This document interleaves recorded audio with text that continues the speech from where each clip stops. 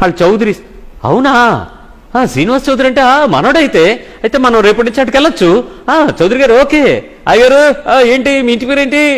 ఈ ఇంటి పేరుతో లింక్ ఎట్టేస్తాడు అనమాట. ఏ ఊరు మంది లింక్ ఎట్టేస్తాడు.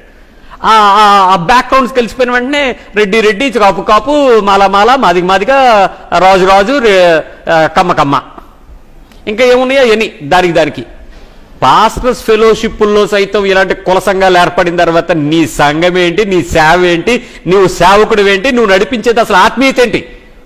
మతుండే ఏమన్నా పనిచేస్తున్నావు ప్రభు దగ్గర? కుల సంఘాలను ఏర్పాటు చేసుకోవడానికి సంఘాన్ని వాడుకుంటావా? సేవను వాడుకుంటావా?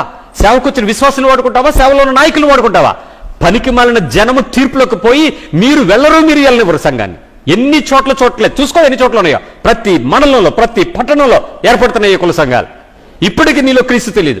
ఒకప్పుడు తెలిసిన క్రీస్తు వేరు, ఇప్పుడు నువ్వు నడుచుకుంటూ వెంబడిస్తున్నా ఈ బర్యేసు వేరు. ఈ బర్యేసు సేవకులారా తీర్పులో పోతారు, జాగ్రత్తగా ఉండండి. ఆల్రెడీ మీరు నరకంలోనే ఉన్నారు. ఇంకా నరకప్రాయులు, మరింత నరకప్రాయులు మీరు మార్చకండి. దయచేసి చేతులు జోడించి అర్థిస్తున్నాను. మీకు తెలిసిన యేసుక్రీస్తు పరలోక సంబంధించిన నివాసి, కుల సంబంధమైన సంఘం కాదు. యేసుక్రీస్తుకి కులం లేదురా. ఆయన ఏ కులానికి సంబంధించిన వాడు? మన భారతదేశ కులాల గురించి నువ్వు పేరు పెట్టేటువంటి ఏ కులానికి సంబంధించిన వాడైనా ఆయన ఒక్కడే అవుతాడు.